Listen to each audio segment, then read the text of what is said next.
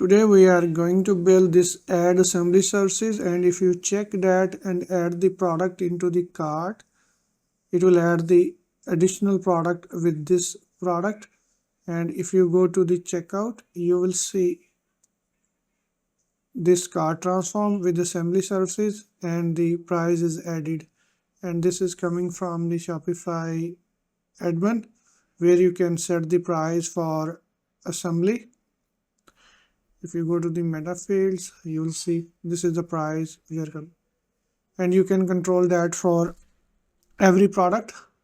And if I go to another product, this product has $20, and if I add this product into the cart and go to the checkout, you will see you have additional cost for the assembly services.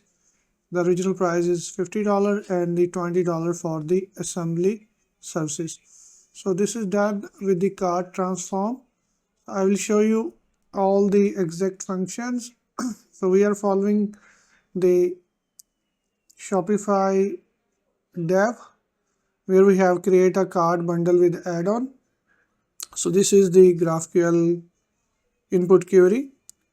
The first thing you are going to do, you are going to install the app in your local machine. So you will simply type Shopify app in it and hit enter. It will ask you to select build a React router app or build an extension. You can select build a React router app, and then from your next, for your React router template, which language do you want to use? So we will use the TypeScript, and then it will ask you your partner account, and after that you will select the partner account, and it will ask you the name of the, it will ask you are going to create a new app or connect with the existing one. We are going to create the new app, and you will name the app, and it will start installing the app in your local machine. Once this is done, let me delete this and open the new terminal. Once it is done, go to the app directory and type Shopify app generate extension, and then it will ask you what kind of extension do you need. So you will say that we are going to install the cart transformer app, and you will give the name of your app extension, and it will install the cart transform extension. So I have already done that. Once you do that, you will see folder something like this, extension, and inside that your extension folder, and over there you will have two files, the GraphQL cart transfer run.graphql, where you will copy and paste this code, and then we have cart transform run function where you will copy and paste this JavaScript code over there. Let me explain the code. Over here we are getting the assemble services added attribute. If that is added, then we will do the next stuff. So when you add cart into the product, you will notice if I go to cart.json, you will see we have new property assembly services added. If it is yes, then we will do the cart transform. So when we add the product into the cart, we are sending this attribute to the cart over here. So if you see this code in my theme, after in the buy button, I have added this code where we are sending this property assembly services added. If it is yes, then we will do the rest of the things.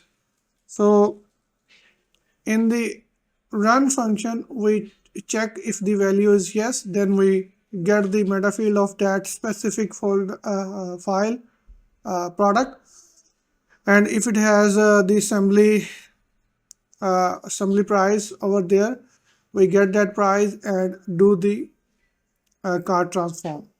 Okay, so this is I have pushed this code and all the instruction over here, in the GitHub, and I will add this URL in the description, and you can follow all these steps over here, and you can easily do the work by using this guide. Okay, so after this is done, you need you need to run the app, and once you run the app, you need to do a few things. Open the GraphQL, and in the GraphQL you will be making few queries. First, you will activate the GraphQL function. So again, before making the GraphQL API calls, you need to make sure you have added the read and write cart transform scope. You will read and write, and then you will create two metafield, one for services cost, one for the product metafield where you will define the cost of the assembly, and one is the for the cart transform metafield add-on where you will tell the which variant ID you are going to add when you do the transform.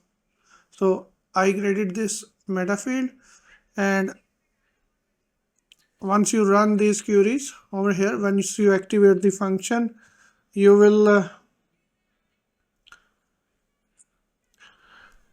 copy, and you will get the cart transform functions, and you can see this is the ID of your function, this function ID, and this is the GraphQL ID. Okay, so then you will assemble the variant ID. You will give you will change the ID of your function over here, owner ID, and here you will pass the variant ID which will be added when you do the cart transform. So you can grab that from the products, and let's say this is my assembly services product which has 0 price for the moment, and you can go to the JSON and find the variant ID. You can copy this and go back here and replace your assembly variant and run this function, and it always attach this product to the cart transform whenever you add the assembly services, and it will change the price dynamically whatever the price you have set in the product. So I have different price for the different product, and you can change them from the metafields. If you go to the metafields, and you can change the price from here. Okay, so once this is done, you can run the function, and you can go to your front end and add the products into the cart, and you can check the log over here in the dev console, and you can go to the functions, and you can check the logs, and this is the input where we have the price, the assembly services added value yes, and then it will make the cart transform. So this is very easy, and you can follow the steps by going to this GitHub URL, and let me know if you have any question. I hope this video makes sense to you. Thank you for watching, and I will see you in the next video.